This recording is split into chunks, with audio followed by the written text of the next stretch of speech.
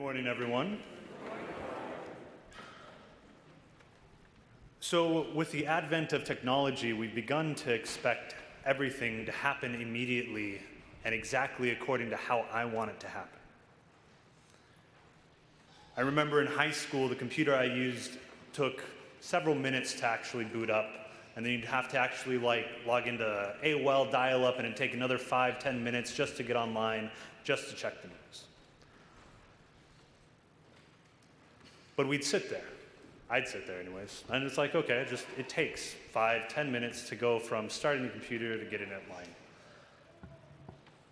Today, if my computer takes more than 0.03 milliseconds to start up and get online, I'm outraged. Like, why is this taking so long? Like, what's going on? Why is it going so slow? Same with maybe Netflix or YouTube or any of the streaming services. If it buffers for more than 5 seconds, like, what's going on? Why'd this break? How come it's not working? We expect things instantly, immediately, and exactly how we want them. We're so accustomed to things being quick and efficient that this frustration at slowness even spills over into other parts of our lives, including driving. How upset do we become? Well, not you guys, of course. Never us, right? But when we're driving 75, 80, 85 in the fast lane, it's clear open road in the fast lane, and then somebody comes into the lane doing the legal speed limit. How upset and frustrated we become, and how quickly. Because everywhere we go, everything we do, we're always in a hurry. We want everything done right now, and we want it done exactly the way we want it. This approach works poorly in our day-to-day life, and it's even a worse approach when it comes to our spiritual life. In the parable in today's gospel, Christ gives the example of a man who has sown good seed. Seeds of wheat that take 3, maybe 6 months, depending on the variety, to actually grow and mature. The farmhands tell him he should pull it up immediately and be done with it, even if that means that a lot of the good wheat will come up with the weeds. But the man here has wisdom. Instead, he chooses to practice patience, to wait until all the wheat and weed is grown, and only then to separate the two. The thing is, though, that this approach takes a heck of a lot longer. It's not immediate. It's not instant gratification. It's not right here, right now. He's waiting 6 months before he's going to touch it. It takes a lot of patience. It's also a much more difficult approach, because not only does it take the patience to wait the full 6 months, but then when you get to that 6 months, now you have to go one by one until everything is separated, so that none of the good wheat is lost with the bad. But the thing is, this more difficult and longer approach is worth it.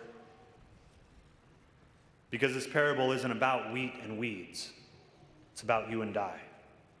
We, as children of God, are worth all the effort and all the patience in the world. In the spiritual life, there's a tendency to think, oh, if I can just do X, Y, and Z, then my entire spiritual life will be perfect. I'll already be a saint and on my way to heaven. But that's not the case. It doesn't work like that. Our spiritual life, our life with and in God, is not some menu on Netflix or DoorDash where we can pick and choose what we want, how we want it to be done, and have it happen immediately. We're never going to be a saint today. It doesn't work like that.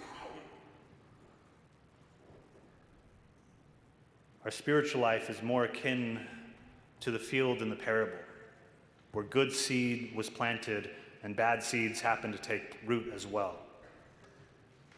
You see, it takes days, months, years in order to actually reap the benefits, to see the wheat start to sprout, to see the good fruit come from the seeds planted ages ago by God.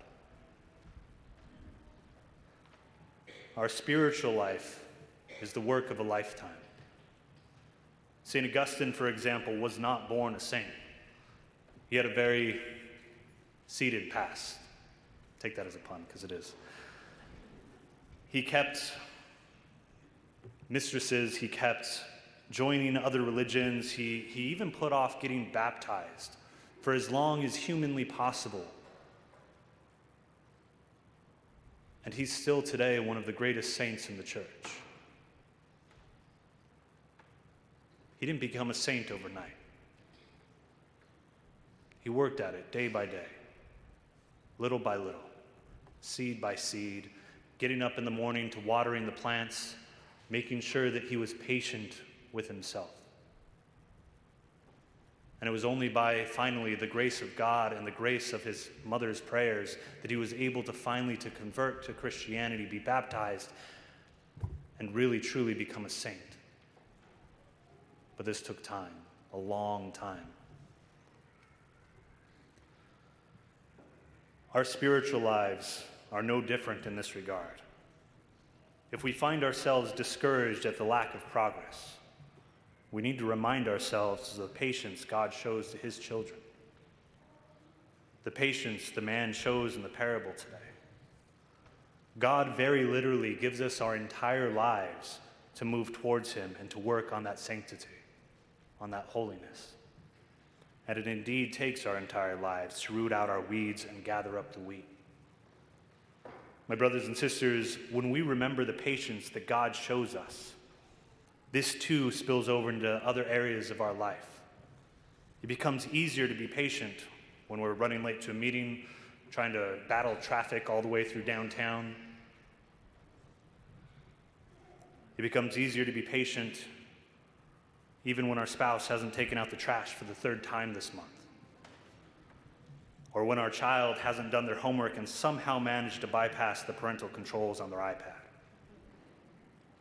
But most importantly, when we remember God's patience with us, and the care and the love and concern that he has for us, it becomes that much easier to have patience for ourselves, so that we can actually wait and see the good fruit that God is working in us.